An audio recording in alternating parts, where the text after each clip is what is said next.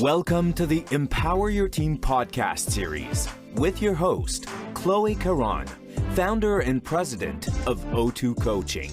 In this podcast series, Chloe and her guests will take you on a journey, sharing their leadership stories, struggles, successes, and learnings. The conversations will highlight practical advice and insights for leaders. Hello, everyone. Welcome to my podcast, Empower Your Team, where we talk about topics that help you empower your team, but also empower you as a leader. And this week, we talked about empathetic intelligence, a concept that my guest really appreciate. And he actually invites us to think about it in a way that is not only a nice to have, those soft skills that we talk about in HR, but really in terms of a performance booster. And so that's my invitation for you as you listen to Harout Chitilian, Vice President of Corporate Affairs and Development and Strategy, I should say, at CDPQ Infra. Think about how empathy could actually be a business performance driver and booster in your own affairs. And we'll find you right after. Welcome, everybody. Welcome to our Empower Your Team podcast. This week, Harout Chitilian, Vice President of Corporate Affairs, Development and Strategy at CDPQ Infra.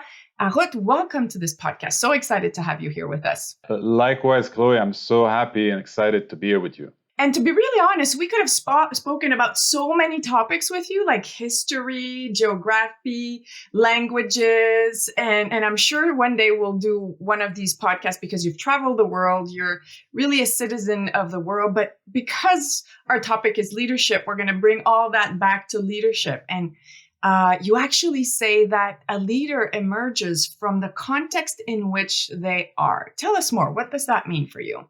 I'm a student of history and I love history, and I'm looking forward to our podcast on history, hopefully in the near future. But throughout history that we see that there's a close, I think there's a match always between a historical event and a leader that emerges through those historical events. When we look at, for example, World War II and Churchill, when we look at also, how President Obama emerged as a leader of the post-Iraq world, Iraq war reality in the United States. And these leaders have leadership qualities, have competencies and even experiences that prepare them to that moment. But if the moment was not there and they didn't seize that moment, they wouldn't have been recognized as those times. And the same applies to a lesser extent to organizational leaders, where they are prepared to become leaders through academia, through professional experiences, through personal experiences. They demonstrate those leadership skills on a day-to-day basis, but always in their career, there's a moment where there's the time to rise to the challenge. And that's what determines if you become a leader that is, that stamps its mark on the history of your organization or not. You're in a context that for sure your organization is leaving a stamp on the legacy of our society. How does that feel for you to be part of that historic moment? I think all of us are, and to some extent, part of a historic moment. We are in the midst of a pandemic on a personal, family, professional level. All of us are being challenged, and all of us are demonstrating some form of leadership, tackling those challenges. There's challenges of historic magnitude that people are facing in the healthcare field, in government and governance. And some people are facing also challenges of historical nature in their day-to-day lives. As far as I'm concerned, for CDPQ Infra, we are developing, projects that will have a sustainable impact on society. And we do understand the seriousness of the work that we're doing. And we do understand that even much more now, the complexity of the work that we're doing while we're doing it in the midst of a pandemic. Yes, we have to always be aware of the circumstances, but also recognize that everybody at this point right now, in the midst of the unknown unknowns that we're living in the midst of this pandemic, is showing sign of great leadership all across the spectrum. And you say that through this experience, you've learned what you call, and I love this expression, the empathetic intelligence. How is that? It goes back to almost 10 years for me when I had my first eureka moment regarding how empathy can come and act as an enabler for better decision making, better leadership. And also, I developed my own kind of criterias of what is emotional intelligence and what is intelligence that is guided by empathy. And it started with my first year as an elected official, where I was confronted with issues that every elected official that is elected to civic duty, especially at the city level, is faced with. People want better transit, they want better services, and the answers to those questions are quite obvious. But when I was confronted with a very particular issue and how that issue affected a particular demographic, and here we're speaking about women of the third age, and how the absence of transit solutions that were tailor-made to their needs prevented them from fully enjoying their freedom and fully also living their lives, that's when I became sensitized to the need to also go on the field, meet with the people that are impacted by your decisions, not only listen to hear them, but listen to understand them, to feel them, and to feel what they're feeling. Oh my God, we could do a full podcast on this, on the listening to understand. Yes, and then adapt your solutions to the outcome of that process. And how does that help you as a leader? So being empathetic, but also being a listener to understand, as you were saying in the book, there's 3 levels of listening that I talk about. So I listen to my thoughts. I actually listen to understand. And the third level that I talk about is actually listening someone for them. So I'm not even listening for me, but I'm actually listening for the other person.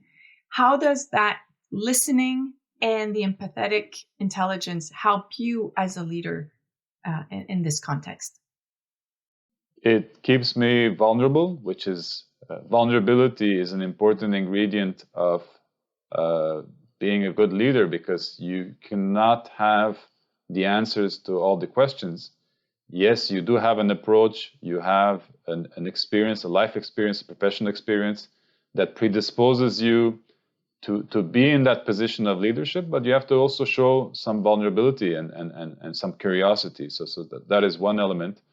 And also leadership that is tainted by empathy is in adequation with our times, because we are facing issues that are complex, that go beyond sometimes the realm of technical aspects, financial aspects, organization aspects, all subjects that are covered in business school or in school of life and management. And empathy is something that you develop over time, and it's something that you learn to master and to integrate into your grand process of defining a direction, implementing a decision, and even making that decision evolve over time to respond to a need, either a need of a customer, a need of a citizen, or even a need of an organization.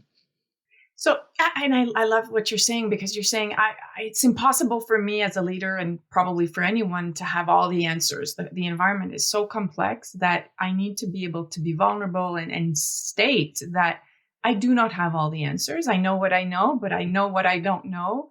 And therefore, that allows me to ask questions. And you love philosophy, you love Socrates. How does asking questions rather than giving the answer supports you being probably a better leader than if you were to give the answer? Asking questions collectively starts with a process. So when we're facing complex issues, the first step is to agree how we are going to tackle that issue by deconstructing it in manageable pieces, and then to tackle those manageable pieces, we have to define a process. So that process will start with acknowledging and analyzing the issue. It's very standard. Everybody has this. So you observe, you analyze. Once you observe, you analyze, you have to also have throughout your team and throughout yourself a kind of a benchmark and an analysis of how that issue has been tackled by your peers, if it's the case, if there's any literature to tackle that issue that is available. And then once you have the spectrum of the sources of information, so benchmark, literature, personal and professional experiences, then you have a process in place in which you can have a very fluid discussion through question and answer to see what is the best course of action for your organization, for your team, for your context when faced with that situation. And all of that is possible through a transparent and kind of a collectively understood process. And all of that is possible through kind of like a Q&A kind of approach to decision making, to determining the best outcome. And for sure, at the end, there's a decision that needs to be made, and that decision has to be made by the leader and also has to be supported and defended by the leader. But the process is as important as the decision, as the outcome. So making sure throughout the process that your team has participated, that your team was able to participate to the whole process that you just described, so that at the end we come up with the best solution possible. Exactly. And hopefully, while doing this repetitively, people develop these same methodologies and these skills, and therefore it becomes almost second nature to the team. So the next time they come with a complex issue, we avoid that first part of it, and they say, you know what? I know you were going to bring up this question, so I've already prepared you a set of answers for the questions that you were going to ask, and therefore let's kind of fast track towards a point where we do have the questions identified, we do have possible answers to those questions, and now we focus right away on the outcomes that we want to define. And that is, for me, a moment that is always so gratifying. Recently, we have a new employee that joined our organization only for 6 months, and very astute professional. And in a presentation, I was going through the presentation for about 20 minutes, and I was saying, it's incredible how I have almost no questions or even no remarks, because the person basically took the feedback, took the different experiences, and integrated all of it into their approach already, only after 6 months. And at the end, I said, congrats, great plan, great recommendations, and we'll go as is, and I will support you 100%. And I go beyond the outcomes that you presented. It's incredible how you've basically adopted that approach of iterative thinking and taking a complex problem and cutting it into pieces, and then coming up with questions and answers to those questions and different scenarios. So that for me is a sign of also how a leader can share his approach with the rest of the team and enable the team to take and adapt that approach to their reality. It's part of collective professional growth. Harout, I could go on, because this is the purpose. This is the reason why we're launching the movement, the Empower Your Team movement, because in so many cases, leaders feel like they have to have all the answers. They feel like they're in charge of the decision-making process, and therefore never transition that knowledge of how to make those decisions, as you were talking about, or they don't coach their people. So the example you gave is a tribute to that person, absolutely, but it's also a tribute to you as a leader, making sure that you provided the feedback, you provided the questions that the person should ask themselves, and so forth, so that they can gain that ability in the future to having that thought process and eventually making those decisions. That's what we want to create at O2 Coaching. And I'm so passionate about this, because people are not engaged if you're always the one making the decisions or always the one taking the final process or step of the process, don't you think? Yes, and it's a debate that is very, very deep and very, I would say, cultural. Let's put it that way. So throughout my travels, I was made aware of different styles of leadership, and I will not name the countries to not basically kind of show a prejudiced opinion of how leadership is interpreted. But I've seen approaches to leadership where the leader is the center of the hub and everything has to go through them. I've seen situations where leadership is not only expressed through becoming the center of the hub, but also becoming almost like an enforcer, somebody that needs to be feared in order to be respected. But at the same time, throughout my professional career that spans over civic engagement, that spans over being an entrepreneur, that spans now to being executive at the case, I've defined through my experiences, through my readings, and through my kind of sense of observation, my definition of leadership. And my definition of leadership is also preparing future leaders and also making sure that once the leader is not there, there's people prepared to pick up the slack. And it starts with giving the space to others. It starts with going beyond the call of duty to share your approach, to help people reach their full potential. That's also leadership. And that's how we grow collectively. That's how we grow organizationally. So everybody has their own opinion, but I'm not saying, for example, that the styles of leadership that are common in other countries and in other jurisdictions, even common here in Quebec, are not well. They're just not the one that I've personally adopted. I'm going to ask you the 3 questions I always ask anyone who sits on that chair and is at this mic. And it's a quick answers. What is your biggest challenge in your leadership career, in your career? What's been your biggest challenge? Not to follow a preset recipe. There's all kinds of people selling recipes out there, recipes to success, recipes to being in shape, recipes to living a meaningful life.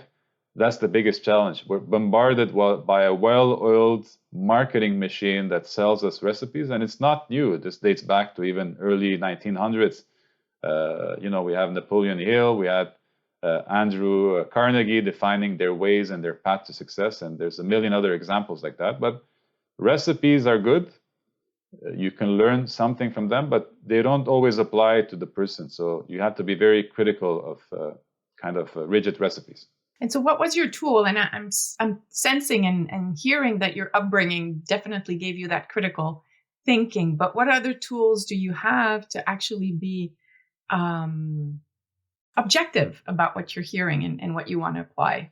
It's being enabled with the critical thinking to learn from literature, to learn from experiences, but also to acknowledge that not all of it is applicable to you, and that takes discipline and takes time to develop that kind of immunity. And even when you have that immunity towards not following the herd per se, it's always very difficult not to delve into those temptations. So as a leader, that's, I think, the biggest challenge I face, and a lot of people face these days, is to not be kind of tagged and put into a mold and to follow a certain preset series of recipes to achieve leadership.